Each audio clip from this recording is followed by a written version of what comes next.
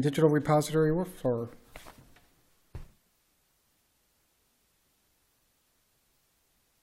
Hello, everybody. Was lunch good? Good? Okay. Okay, good. You know how I told you earlier I agreed to do this and then everybody went out of state? Right?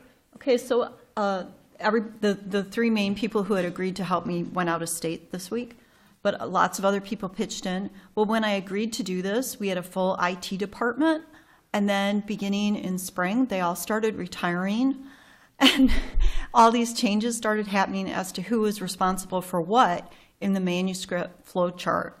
So this whole conference has been a very interesting experience on many levels.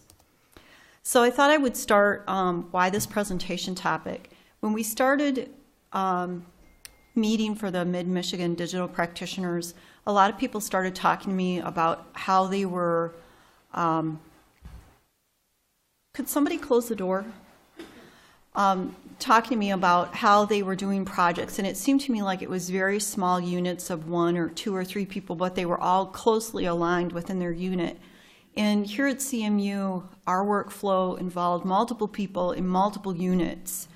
And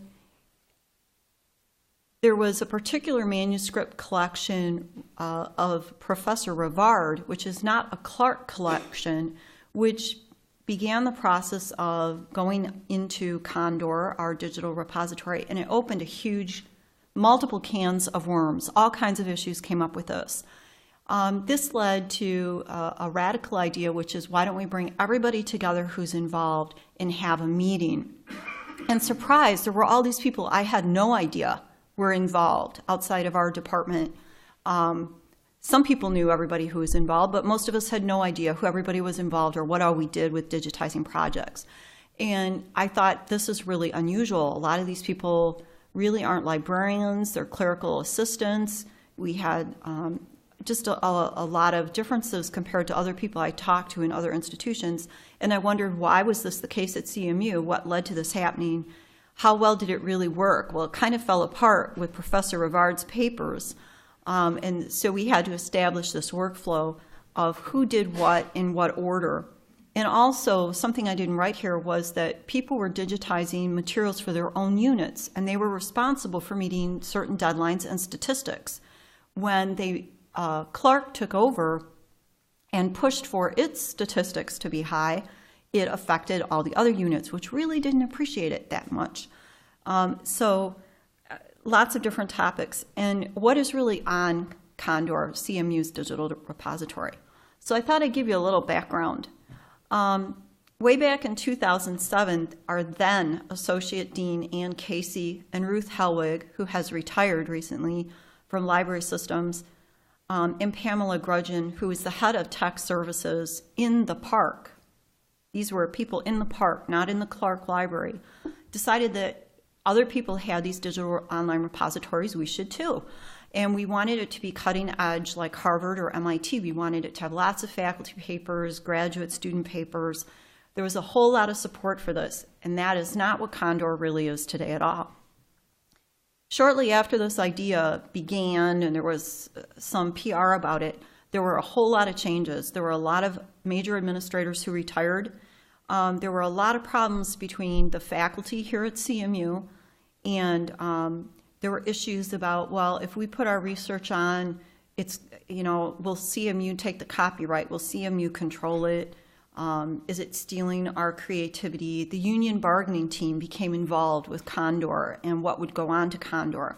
There were also a lot of departments at the time who were really afraid that larger undergraduate papers that were done for degrees might not be publishable in the future if they were on CONDOR. So all these problems erupted, and then Anne left for another job. After that, we got Richard Cochran, who came here from Ferris State. He was here for a couple of years, and during this time, CONDOR really switched to having the Clark Historical Library and its more archival collections be the primary focus of what was on CONDOR. There were still academic research papers and materials that were accepted, and copyright was very well researched before it went on to make sure who had what copyright, but it really became populated by Clark Historical Library. Content DM was used because there was funding available from existing OCLC accounts. Staffing at the time, they decided to use whoever was available and interested, maybe had a little time on their hand, and that was what led to this dispersion throughout multiple departments. Here's a brochure I found. I showed this to Ruth Hellwig before she officially retired, and she laughed. She said, "Oh my gosh, what a, something historical that I hadn't seen in years." This was a really big deal to make up this little brochure and talk about all the different types of materials that there was still the hope that this stuff would be submitted to CONDOR. Okay, so today, CONDOR's purpose, according to CONDOR, is to archive, store, and disseminate the academic and intellectual creations of CMU faculty, staff, and students. There are multiple sections to CONDOR, which are sort of referred to, Ruth referred to them as buckets of information on different topics. And I'm going to talk about each one of these a little bit and give you some examples of the manuscripts that are in them. The first one is CMU General Collections, and this is both scholarly and non-scholarly works produced by members of CMU. I don't even know what this one title means, that's why I selected it. Expansion of the solvation parameter descriptor set for organosilicon compounds. I think it sounds something chemistry-ish, right? Solvation, parameter, big words. I think it's chemistry. You can tell chemistry wasn't really my thing. This is a master's in science thesis. But also in the CMU General Collection is Professor Rivard's manuscripts of his musical compositions, both instrumental and including or separately, choral. These are online now.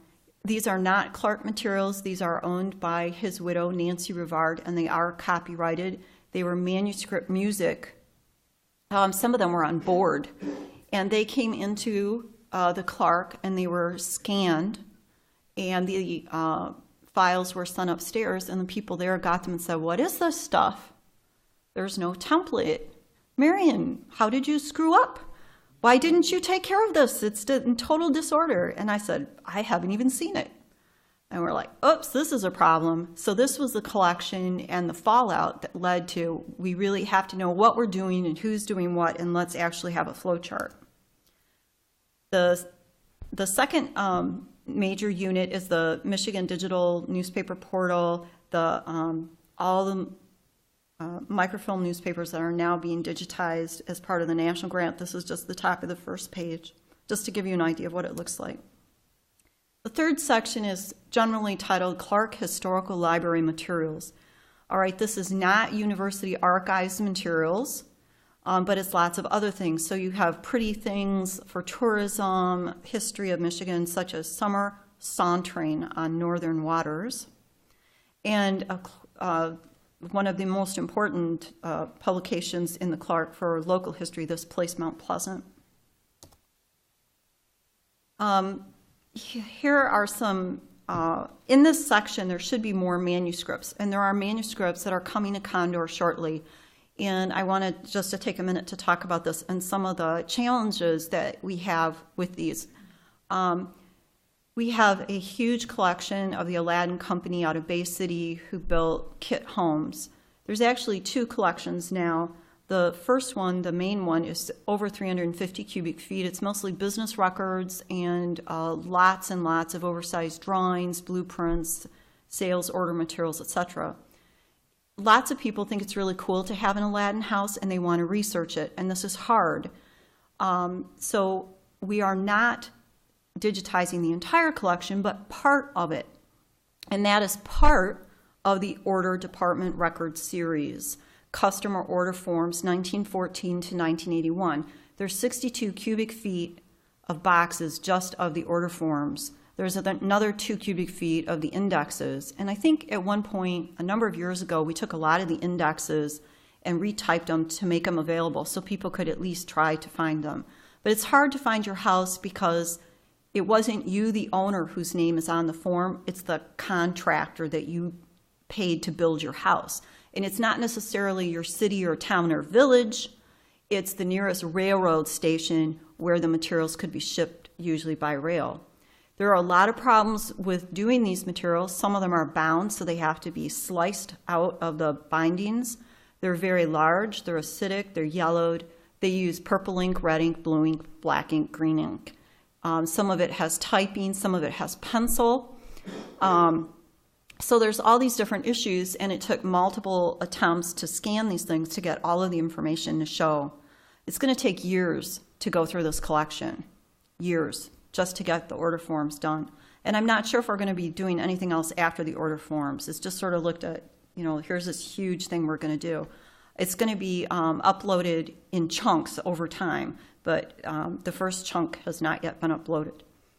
Another manuscript that's coming to CONDOR is Ursula Hemingway Jepson's family scrapbook. Again, this is one item out of several that makes up a small collection. It's a very important album for those of you who are Hemingway fanatics. Mama Hemingway, Grace, made scrapbooks for each of the children. Hemingway is huge. It's a huge part of our online web pages and so forth, and very big for our exhibits and traveling exhibits. Many of the scrapbooks are very similar to each other, so it's not just that it's Ursula, one of the sisters, but Ernie is prominent as well. There's images of Walloon Lake, Ernest fishing as a child, which are both adorable and somewhat kind of a little scary. Ernest's wedding to Hadley, which is a really big deal. And then older, more mature pictures of Ernie in Cuba with Ursula, eating and swimming and so forth. And many of these images are duplicated at President Kennedy Library, which also has an Ernest Hemingway scrapbook with many of the same images. Copyright is unknown. I forgot to write that with Aladdin. Copyright is also pretty much unknown with Aladdin because of various issues with the company mostly being gone except for a small unit that deals with legal issues. So copyright is another big issue, and I will talk about that in a minute. Another major bucket of CONDOR is CM Life. CM Life is the student newspaper, the current name for it. It's long been microfilmed. It's being digitized. Another one is CMU Bulletins. These were published bulletins of all the courses. There's a graduate, an undergraduate, and now a global campus. So these are going on. Another bucket is campus history and life. These are works produced usually by and for Central Michigan University community, but not yearbooks or CM Life. And there's a number of these, and I wanted to point out, you know, how all of us who work with anything archival know that now it's digitized. It once was, or perhaps still is, printed, but in the old days, somebody started out with a typewriter, and probably before that, handwriting. So the older, the farther back you go, you get more manuscript-y material. And both the Student Government Association minutes and the Board of Trustees minutes started out that way. Board of Trustee minutes now are bound, and they're actually cataloged. Student Government Association are not. So those are two sets of minutes that ended up here that are of a more manuscript nature. And I picked this. This is from the first med school, students suiting up in their white jackets. That's a campus of Centralite, one of the publications of CMU. A huge number of scanned images from our photographs collection, our postcard collection, negatives and other images from the Clark, and those are considered manuscripts, are currently being scanned for our big approaching 120th anniversary. These are in all shapes, sizes. Some of them are identified, most of them are not. Here's an example, actually identified, Warner Hall, 1959. And we get a lot of questions about, how come the metadata just says buildings? How come it just says Warner Hall? Well, if it's got nothing else on it and it's in a folder that says buildings, that's what we decided to use as the metadata. There's also a section of CONDOR called Central Community Connections. This is various examples from the local community, rural development, CMU and Mid-Michigan communities, educational, social service, governmental, economic, and other organizations. So now I want to talk, so that's a little bit about CONDOR and how it came to be what it is. I want to talk a little bit about the manuscript workflow chart. Some of you will probably relate more closely to this than others. What we worked out was if a manuscript is supposed to go on CONDOR, the first thing they have to do is it has to come to me. I may have already processed it and cataloged it and created a finding aid for it or not. So I have to do that, and I need to look through it and figure out what the metadata terms are going to be, and also create a template. The group of us that meets, and there's, I don't know, like 15 of us, at least in this group, determines which bucket or section of the website, or perhaps a new one has to be created that this manuscript collection will go in. Pat, who's our digitizer, who's one of the people who left and is not here this week, and her students will digitize the entire collection or part of it, depending on what is going to happen. And they digitize a 600 DPI copy is saved, a 72 DPI is uploaded.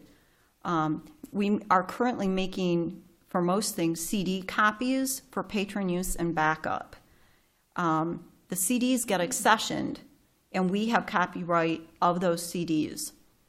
And again, then those come back to me for processing and cataloging again as another collection. Pat, who's gone, sends the scans to Carly and Sandra, and they were here earlier, but I don't see them now. And they go into Q folders and are eventually uploaded to CONDOR depending on the priority of what has to be loaded. Now, in the case of Rivard, steps 1 through 4 were skipped, and eventually it went up, and Carly and Sandra were like, what is this? And then they went to Sandy and said, where is the template? And Sandy said famously, hey, it's a manuscript, ask Marian. And then everybody descended on me. So this is the process for steps 1 through 6. So if you get to step 6, you have to go back to step 1. I was given a general form for a template, which Sandy, who's really a cataloger's cataloger, created. And she is the voice that reviews and tells me, no, I think we need this, or I think we need that, or we discuss and I amend. And she finally approves the template. And this includes information from the finding aid, the catalog. It's kind of hard sometimes. Sandy has cataloged many formats, so she's pretty good at understanding some of the difficulties. But you can't, if you are only doing part of a manuscript record, you have to make that statement.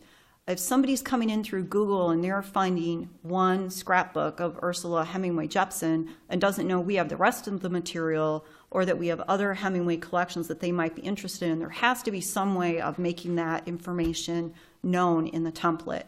You know, I've really struggled with that. How much information do we put up? How much do I put up describing the entire collection or related collections to try to help people? We've also had, there's also some photographs of Ursula that are coming in. I still don't think I have them. And we created the rule that if we have different formats within a collection, we're going to use different templates. It's just too much to try and describe it all in one template, and it's too much to try and fit it into all those units for researchers.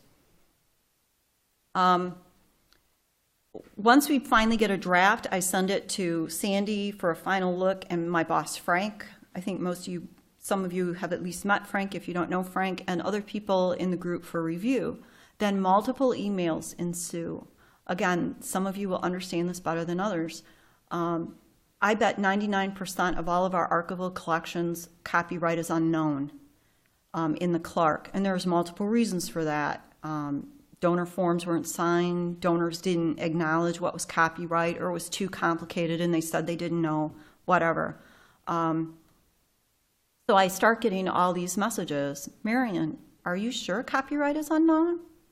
We don't want to put that. We want to put what the copyright is. You better change that. People are really concerned about this. So Sandy asked me questions and other people asked me questions. And somebody asked me once, Did you look at the finding aid, Marian, when you copied this? Is that what it says on the finding aid, Marian? Did you put that? And I said, yes, I did. So finally, I said to Frank, I think you better say something at a meeting, because I think most of the materials we're going to put up, the copyright is going to be really complicated if it's Hemingway, or it's going to be non-existent if it's not. So, you know, it's different when you're used to dealing with mostly printed materials, published materials with a copyright. Even if it's out of copyright, you can say that. But for manuscripts, here it's difficult. The scans finally go to Carly and Sandy. Jason, who's another person, does the quality check on the scans, and the materials appear in CONDOR. And then at some point after that, I'm going to link the URL from the MARC catalog record to CONDOR. And that is the flow chart for manuscripts. The flow chart is different for other things. I'm only involved with manuscripts, but it's quite involved. There are multiple CMU library units involved with CONDOR, but specifically those that are involved with manuscripts within the Park Library, which is the main academic library here. In technical services, Pamela and Sandy are involved. In library systems, Jason's involved. He's the new Ruth, well, partially the new Ruth, who retired. And then in access services, we have Carly and Sandra. Then in the Clark, there's Frank, Pat and all of her students who scan, Marian and all my students who process, Sandy, and Chris, who is our secretary who does the accessioning. And then there's other people in the Clark who are involved if it's other formats, particularly microfilm or published materials. I thought I'd give you some statistics because just recently we got this fabulous new annual report on our libraries. So you can see for the last couple of years, the number of views we've had for CONDOR has gone from over 97,000 to over 317,000. And the number of users has gone from over 22,000 to over 39,000. And the growth rate is over double. It's doubled in 3 years. There's quite a lot of talk about what we're going to do for storage and how much it's going to cost. There are a lot of challenges for this. There's a lot of tech challenges going on. This summer, all the major changes that happened in IT really had an impact on everything that was going into CONDOR. And you lose the continuity, you know, having searches for people and then getting them used to the environment and doing what they're doing. I asked, okay, we've got all these views. Do we know, is this where we want to be? Do we want to have more people looking at our digital repository? Do we want to have them looking at different parts of our repository, using it more? So there's a lot of marketing, advertising, and awareness issues. There's still unrealistic expectations of users. I mean, we can't put I can see people saying, okay, well, you put the index up online and I can search, and now you're putting the customer order forms, but can't you link that to an image of the house? Can't you link it to the blueprint? Can't you link it to the pay records or whatever? There's also the issue of there might be a switch to two-tier internet, and that could impact our search results. We don't know. There's huge questions of cost and size and cost of storage for thesis and dissertations, which are also going up on CONDOR. There's always security, access, and storage concerns for any kind of collection, but particularly for digital. Are those third-party vendors going to be there in the future if we go to the cloud? What's going to happen? There's a bigger question, will OCLC continue to support repository storage and access? We don't know. Just rapid changing, as we all know, in technology and job skills. I mean, we're really lucky that Carly and Sandra are interested, that they're interested in things archival, that they want to learn how to do this. What if they didn't? Who would be doing it? The effectiveness of the sites over time, changes in staff, administration, and support. Right now, it's really, really cool to have stuff digitized, and the higher the numbers, the better the dean likes it. So he's really supporting it. Is this going to be true in 5 or 10 years? Is it going to be something else that's cool and hot and sexy and technologically hip? I don't know. Communication between units, I think, has gotten better since Professor Rivard's collection kind of exploded everything. I mean, I had no idea. I was just in this little bubble of doing what I did. I had no idea who all was even working on CONDOR. Funding is an issue. I think as long as it's cool and hip, we're going to have funding. Future additions to CONDOR are probably going to include oral histories. We're talking about taking some of them off reel-to-reel tapes, but we aren't sure how. We're not there yet.